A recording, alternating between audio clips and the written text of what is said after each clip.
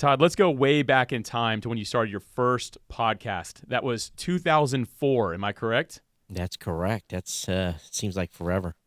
And I think about it. Podcasting years are kind of like dog years. So that is 18 years ago times 7. So you're over 120 years old in podcasting years. So you've done really well, which is funny. If I go to any of the podcasting apps, I feel like I can type in your name, just scroll forever with how many shows you've done or that you've been on, which is a really cool thing at this point.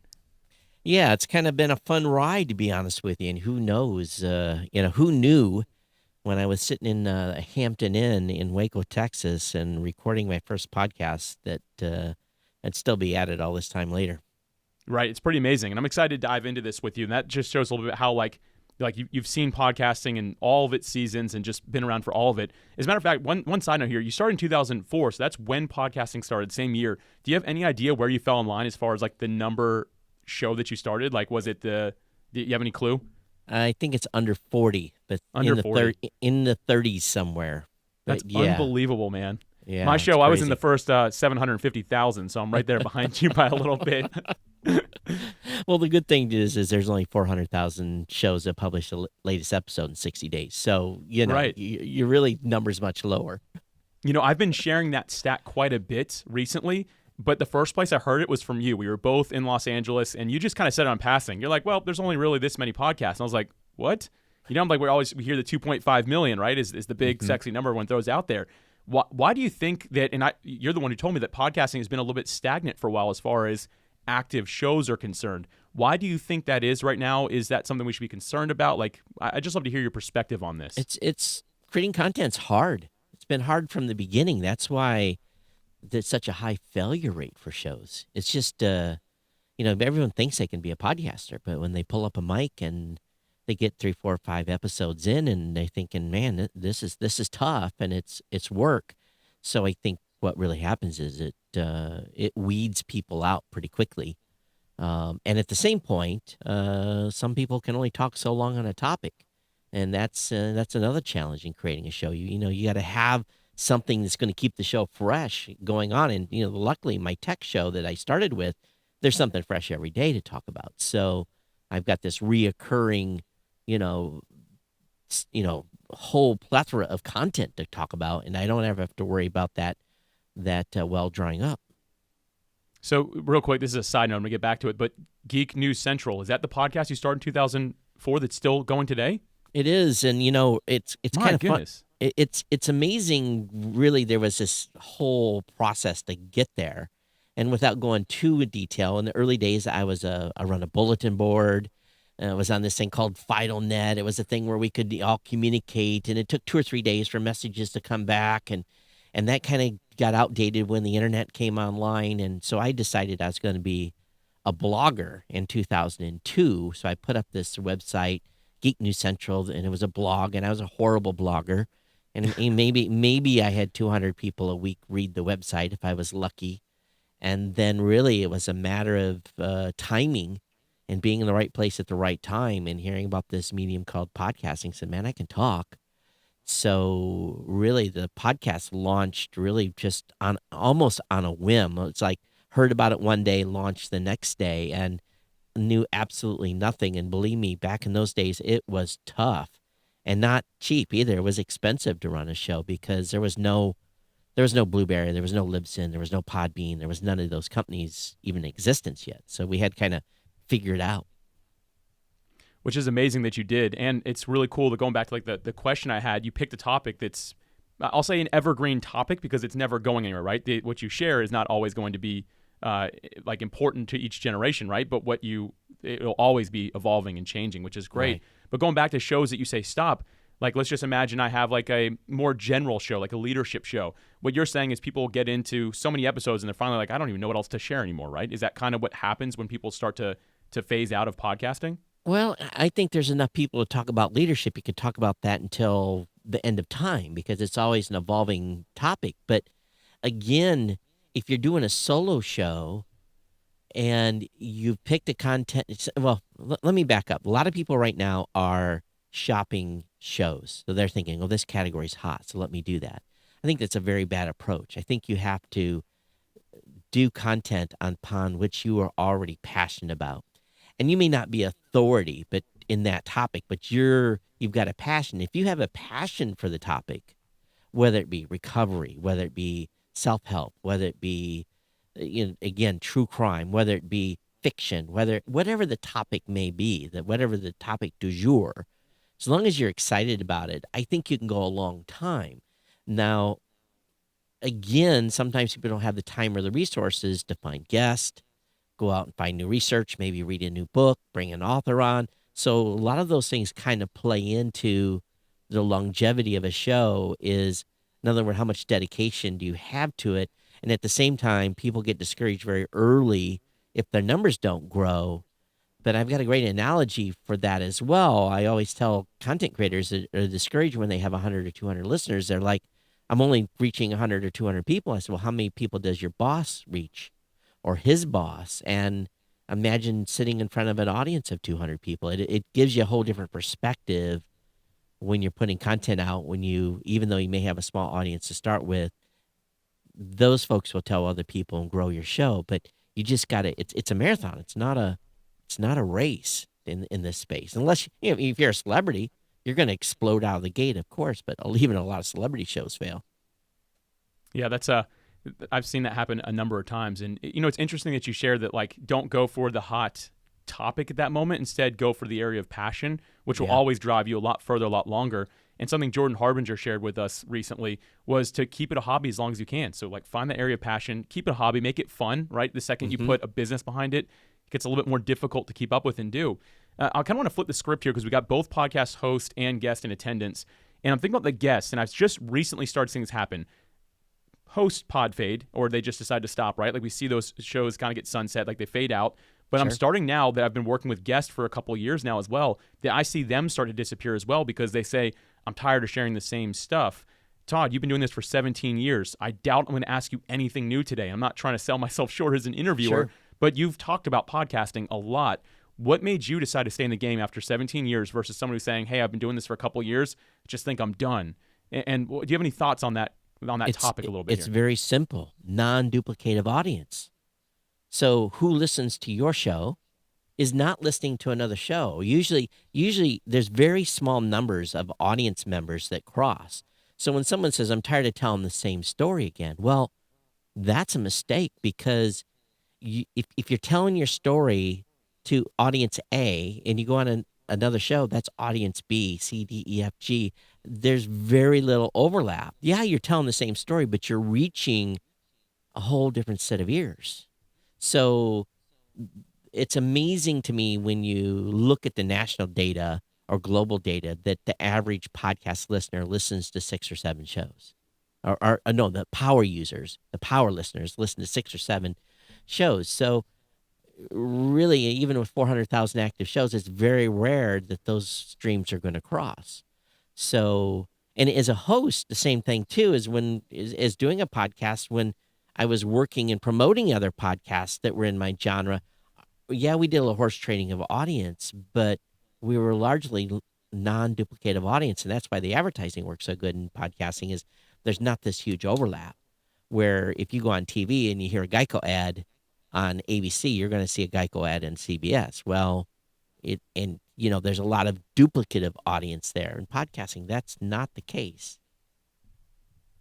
That's really interesting, and I think that it just proves the point that as a podcast guest, you almost need to pick your cadence. And what I mean by that is, like, hey, I'm going to do one podcast a month and just stick with it consistently, instead of going maybe on a sprint if you just can't keep up with it, right? Like, if someone's like, I'm going to get on 100 podcasts this year, and then a year from now they're like, whew, I'm burnt out, I am done, never doing this again. Right. Do you think it's better just to pick, hey, I'm going to do 1 or 2 a month, or just find the absolute best fits for me, and I'm just going to stick with those long term? Do you find that strategy better? Like, what have you done to stay in it for 17 years? For being a guest, I try to do 2 a month. I'm kind of on a sprint right now, doing 2 to 4 because of some things we've launched with the company. So it depends on the season. So if you're an author and you got a new book coming out, what do you want to do? You want to sprint. You want to sprint to book launch, and you want to sprint a little bit past book launch. And then maybe between books, you slow down a little bit. But I think there's as a guest, there is a tangible marketing reason to be on more shows at certain points than others. And there's a certain time of year that doesn't make a lot of sense to be on some shows as well. But I think really you have to determine what you can handle. And I'm not too picky. When someone asks me to be on their show, I don't ask them what their numbers are. I don't ask how many episodes they do. I really kind of like allowed myself to be interviewed by just about anyone, because then that opens up diversity of content, diversity of creators. I'm not shooting for that top tier. I'm just trying to reach more ears. I love that you said that, because that was going to be my next question here. Something I hear regularly about from guests specifically, not all of them, I just don't know how to answer it when I get asked, but they say, oh man, like I need bigger shows. Can you show me bigger shows? And they're trying to guess the download numbers. They're looking at social media following. They're looking at Apple reviews. And that's kind of it. But what do you say to the person that is just so focused on that versus the actual quality of the match? And when I say that, I mean like it is a great audience for them to be in front of. Like that to me is more important. But what is your perspective on kind of this mindset that's going around podcasting from the guesting side of things right now? If you're on the most popular, and I'll relate it to an advertising discussion. I had a gentleman a company that wanted to advertise in one of the top tier podcasts. And I felt, it's probably not a good fit. And I don't think you should advertise there. I think you should advertise on some lower tier shows. I think you'd have a better impact. Oftentimes, the smaller shows will have more engagement from an audience standpoint and from an advertising standpoint than a big show. Because a big show, you're just another person that's being run through the gauntlet on that show. And you're not going to potentially get as much attention. You get a short blast, like, and it's done. But the smaller shows will take more time to market you, talk about you, link to you, link back to all that stuff, because they're working really hard. So I think it's a trade-off. Now, if you got a show that just interviews you and doesn't do nothing, just puts the show out, well, you've rolled a 7 there. It's not going to be a winner. But I think you just have to play the numbers and take a little bit of both. Again, I'll take a small niche focused audience any day over a big general audience, just because potentially I'm reaching the exact people I need to reach versus kind of a shotgun effect. Yeah, I've actually seen that to be true. I've been on a couple shows that had 1 million+ listenership, which was cool. But I actually found that, and not to be mean toward those podcasts, but I got less out of that, like outreach to me, than much smaller shows. But the smaller shows were like literally, I have to assume every single person who listened to it would be the perfect person to listen to me. And those always had a bigger ROI for me. And so to me, I've had that mindset, hey, it's better for me just to be on any size show if the audience truly is who I'm supposed to reach.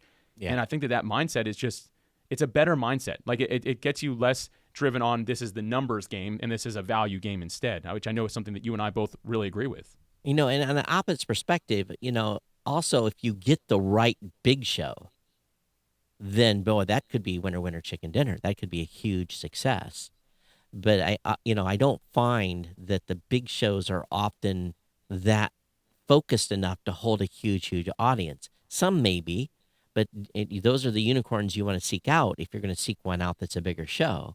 But I think that the smaller shows are just reaching, they're reaching more. And oftentimes the host will know a small percentage of the people that are actually listening and maybe be able to actually steer the conversation.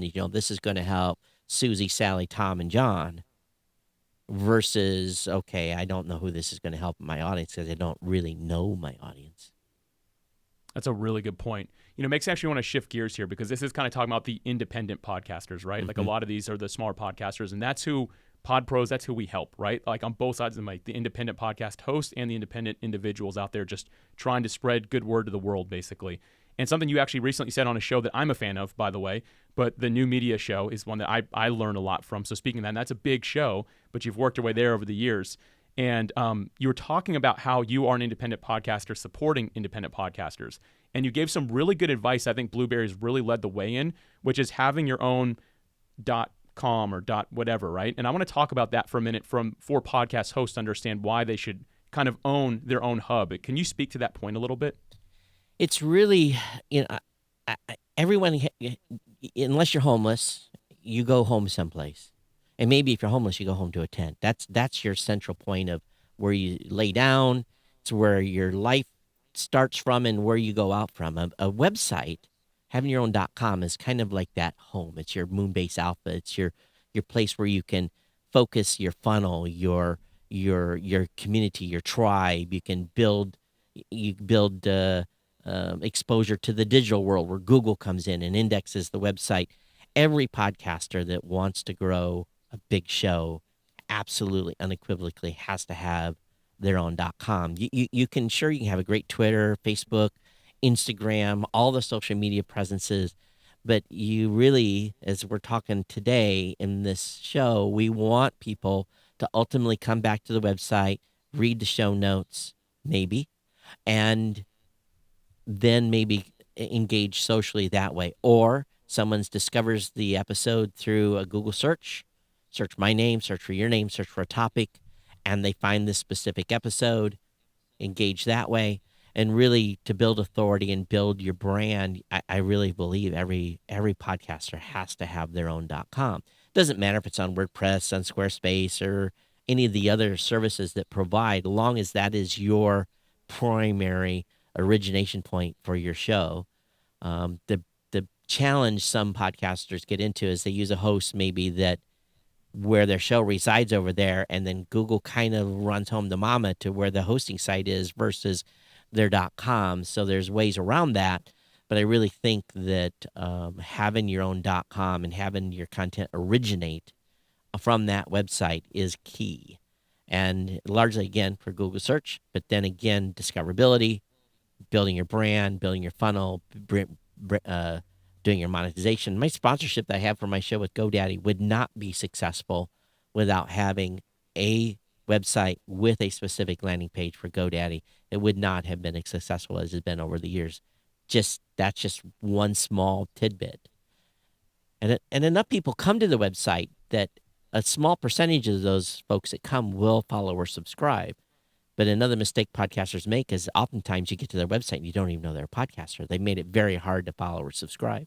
So if you do have a website, make it easy for people to follow you. And those percentages of people that do come in that way, you're not going to lose them from the 30 seconds they're on your homepage.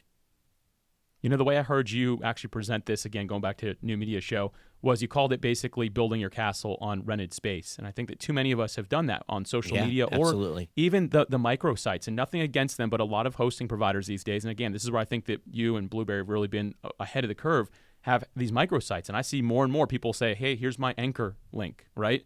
Or here's my link for this hosting provider. And it's not their website. It is just a glorified version of their RSS. But you're saying that isn't enough. Like, we actually need to go after, you said a .com, but a .anything would really work as long as it's one that we own. Is that correct? That's right.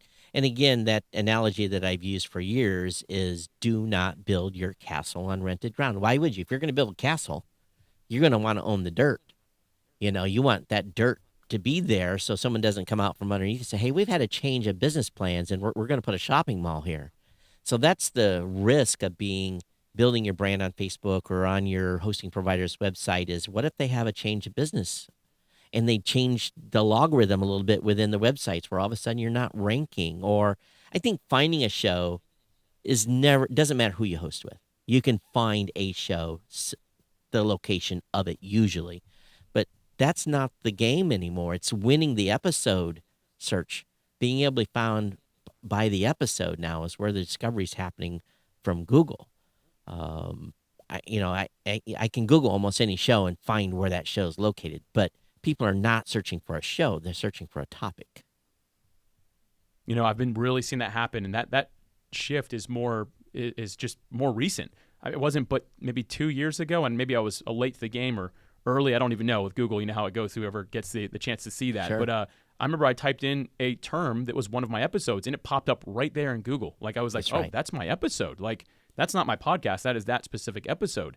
And then the searches within some of the apps have gotten really intelligent. So like now, if I'm like looking for a topic, I don't need to be like, I need to scroll through Todd's podcast and see if he's talked about it. I just go straight to the search, and I'm basically like building your castle on owned land, right? Like having your own .com, That's right? right. I can just search for that directly. So yeah, it's important that we own the space on Google. Obviously, we don't own the space on these apps, but making the name something that's also going to be searchable, I think, is an extremely important part of the discovery process for people that are going to be listening to the show. And don't get me wrong, not everyone that lands on that page from that search result is going to stay and listen or read. They may say, oh, this is a podcast, I'm not interested. And they go look for something else. Or they're going to say, this is a podcast. Let me check this episode out. And maybe they only hit play and listen a little bit. Or maybe they follow us. So it's a numbers game. And it's a marathon. So as an example, I've got 1,600 episodes for my show, or 1,602, and I've got 14,000 blog posts. So my main goal was just to get them to the website, because I know a percentage of them are going to say, wow, there's a podcast here, let me follow. Because what happens over time, you've been podcasting this long, people leave. They get sick and tired of hearing you. You know, I'm sure we've all listened to a certain radio station when we all used to listen to radio. No one listens anymore, right? Because they listen to podcasts. Right. You've listened to a morning drive person, and for a little while, they think, man, what's over on the other station? You go over there for a while, maybe you'll come back. So it's the same way with podcasting. After a couple, 2-3 years, people leave. So what you got to do is, if you're in this for the long haul, you got to keep feeding the front end. You got to keep the new bodies coming in to. And as people leave. So it's really part of my thing is it's not a retention strategy. It's truly, a new listener acquisition strategy. That's really interesting. Diving into this a little bit more, and then I have some final thoughts here to get into with you. But do you think that podcast backlog, so basically not your, what was it, 1,402 episodes you said, right? 1,602, yeah. 1,602, my bad. Sold you short of 200 episodes. That's more than I have. So it's at that big number. Doesn't sound like I was that far off. But do you think that people go back and listen to those old episodes? So I say that because what if I was a guest, right, previously? Is that number going to climb a year later, 2 years later, or is it just kind of like the latest and greatest because these new people coming in are only going to start from where they see the latest episode?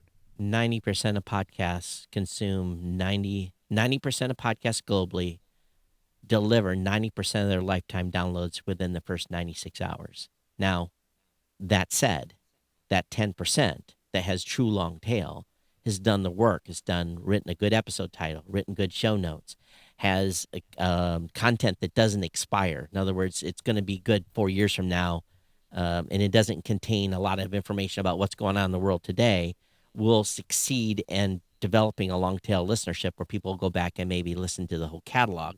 The key is you got to remember, if you're trying to build that type of catalog, you got to record it so that 2 years from now, potentially people aren't going to care about the Ukraine war anymore. You don't want to have current events in that type of a show. My show's a news show, 96 hours, it's done. But the majority of podcasts are literally consumed within the first 96 hours, and people don't go back. Tier 1 listeners will go back and listen. I've had a few of my fans that have listened to my tech shows from episode 1 all the way through 1602. And I say, why? Well, they wanted to hear the history and the progression of the show. And that's like 4 or 5 months of continuous listening. Those are hardcore listeners. So that's not the case for most shows. Very interesting.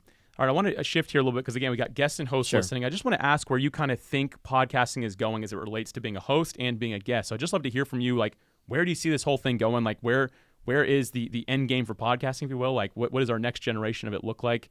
Just to see your insights. Again, you being part of it for so long and being on the hosting side, being on the coaching side, doing all of it, right? Speaking. Yeah. I feel like you got to have some insights that all of us can learn from today. 5 years ago, there was no marketplace for editors, production teams, none of that. Now today, there's this huge marketplace of editors, people doing production, everything to help a podcaster with their content. So the quality of content has been upped in gamemanship completely. I was focused in the early days of having a real high quality sounding show because I didn't like to edit, and I still don't edit, but I do lots of planning to make sure that the show sounds good and there's not ums, hums, and all those things that normally get edited out.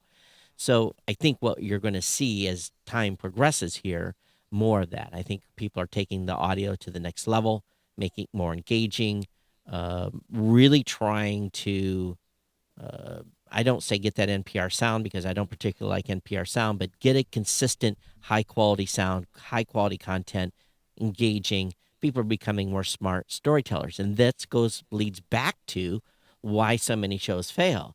Nothing wrong with having a show where you just hang out and talk with your your girlfriend or your buddy or whatever it may be, and have a general show. There's room for everybody. There's room for shows that are just doing this for fun. There's shows that are doing this to make a little money, and there's some that are really doing it professional. I think there's room for everyone, and the best thing is there's no rules. So I think that will continue. I think that the podcast hosting space has become pretty. It's just a product. So now hosts are really trying to focus on what can we do to set ourselves apart from other companies and helping podcasters grow, because that's the number one thing.